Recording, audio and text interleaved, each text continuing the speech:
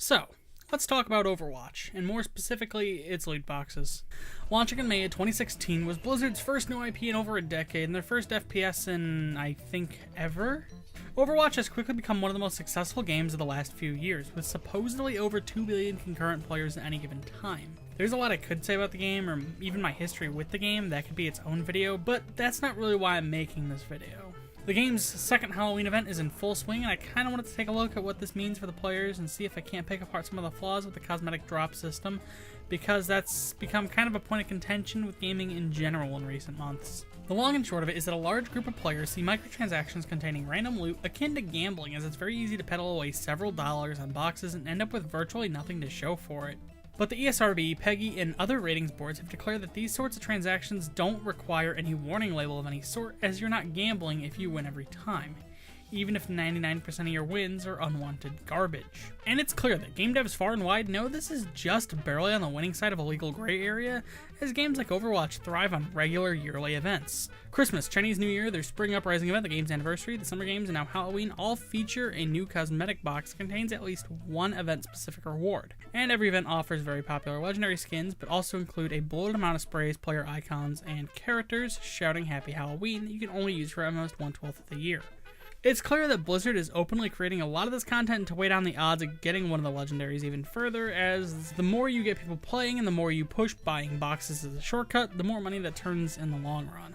Is this a bit shady? I'd say yes, but it's just by a bit. There are a few factors we need to take into account.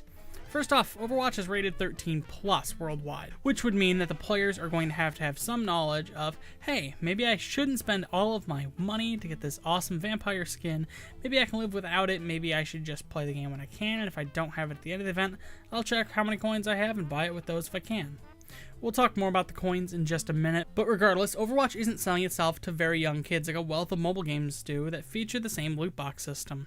There you have the problem of that's very rarely the kid's actual money, and if it is, it's usually an iTunes or Google Play card or allowance money going towards one of those. There's been a number of horror stories where parents hand their phone off to a kid or a toddler and they end up bankrupting the parent by buying loot boxes or in-game currency en masse. There's a whole conversation to have about that one, but that's just one thing that you do need to point out with these types of transactions. Speaking of in-game currency, Overwatch does let you outright buy skins and other items, but there's a rather strict caveat.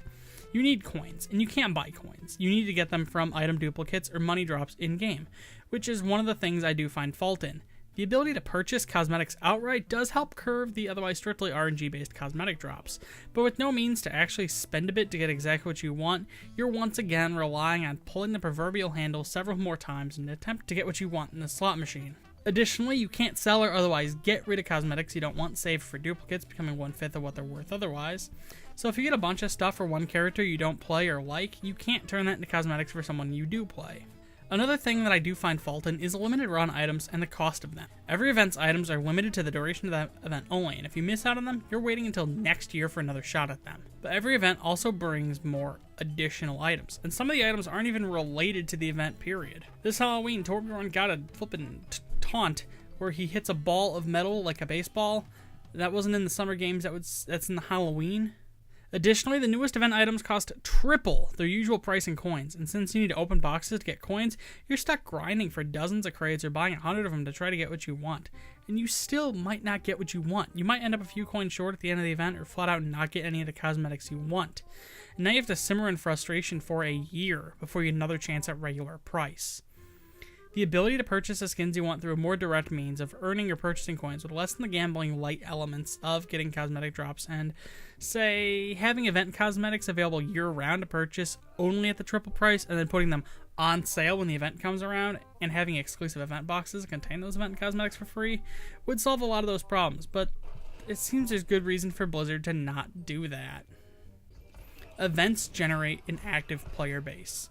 I'm not sure how it is for everyone, but my only other Overwatch playing friend only plays during events and maybe a couple competitive matches a week. With there being a new limited run event every other month, they intentionally pack each one of those 6 events with skins packed with effort and charm, surround it in a lot of stuff you don't want, and then that gets people spending money and playing en masse, and gives Blizzard a little more spending cash to throw at projects like upcoming PC version of Destiny 2, as well as new Warcraft, Starcraft, Diablo content, not to mention more Overwatch content. But there's a problem here. It creates a vortex of toxicity. Players who don't necessarily want to play the game for hours on end, having to play the game for hours on end to get the skins that are only available for 20 days out of the year, who then get so burnt out grinding for them that they take a break for a few months, which then gets interrupted with a new event giving Reaper some ridiculous Santa getup with candy cane shotguns. And those players are dragged into a game they don't necessarily want to play for hours on end, having to play the game for hours on end to get skins that are only available for these 20 days of the year, and so on and so forth. Having these items available year-round and offering coins to players as a reward for playing the game and such would drive down the player counts during events. But I feel it would keep the morale of the general player base up, as they don't feel obligated to spend the next couple weeks grinding for a skin they'll want access to when they actually feel up to playing the game. My history with Overwatch is a roller coaster of positives and negatives, and while my actual feelings of the game aren't particularly important, the microtransaction scheme seen in this game does catch my attention as an aspiring game dev. From where I'm standing, it looks problematic, worrying, and it seems to drive a lot of the toxicity this game almost thrives on. My final verdict on the loot box system in Overwatch is that it seems to create a well of negativity, and it encourages burning yourself out or blowing away your money on the game to get the things you want, which by all means seems detrimental to keeping a happy and active player base. Blizzard definitely won't tear down this system, but the most we can do as players is let them know that this current system isn't a healthy way to indulge in gaming, and we'd like to see more accessibility and less preying on people with addictive personalities.